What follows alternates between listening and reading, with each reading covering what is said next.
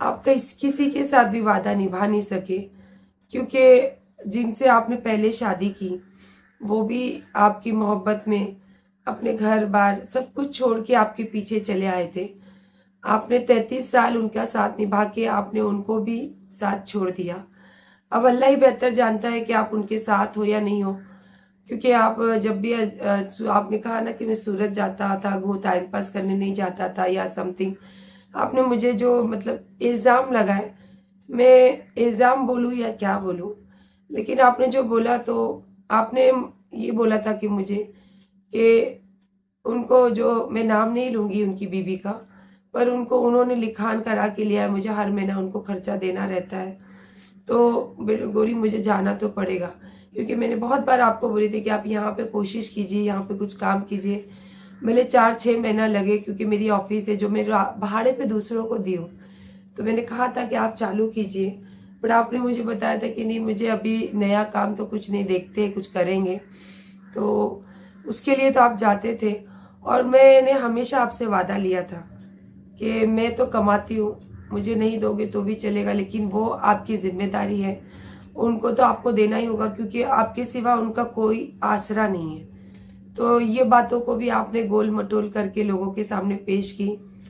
अल्लाह आपको ताकत दे बोलने की, मैं आपको इल्ज़ाम नहीं दूंगी, पर यह है कि मैं उनके जैसा चुप भी नहीं रहूंगी। जहां मुझे लगेगा कि ये गलत है और इसको जवाब देना ज़रूरी है, मैं ज़रूर बोलूंगी।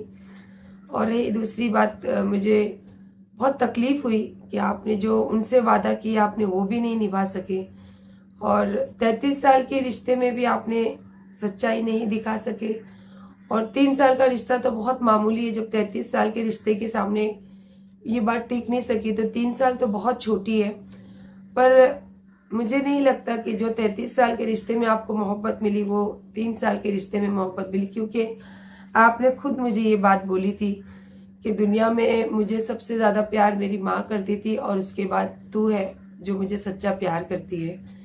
तो ये सब बातें हैं जो मैं भूल नहीं सकती हूँ।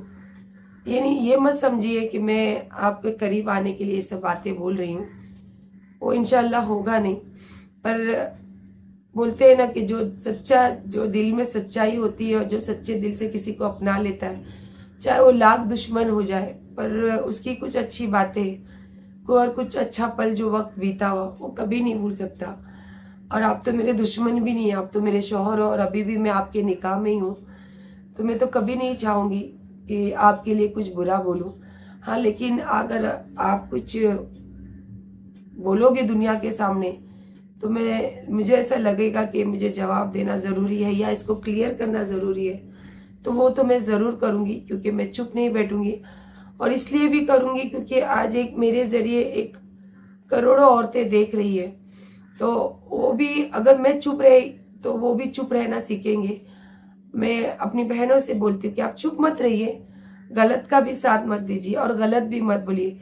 अगर आपके साथ ये सब हुआ है तो आप गुस्से में आके वो इंसान को गलत मत ठहराइए, ठंडे दिमाग से सोचिए और जो आपको लगा वो बोलिए जरूर, क्योंकि हम बोलेंगे तभी दुनिया को पता चलेगा। और सच्चाई तो दुनिया देख रही है, अल्लाह देख रहा है, उसका फैसला तो वही करेंगे। बस अभी तो जानेमाज में बैठी हूँ, नारियल पानी का बहुत तलब लग रही है, बच्चे सोए हैं तो सोच रही हूँ खुद ही जाकर लेकर आऊं। चलो फिर देखती हूँ, अगर जाऊंगी तो आप लोगों को भी दिखाऊंगी जरूर। चलिए, मैंने कहा था ना मैं जा रही हूँ नारियल पानी लाने, तो मैं बोली चलो ना, कब से एक्चुअली चाय भी बहुत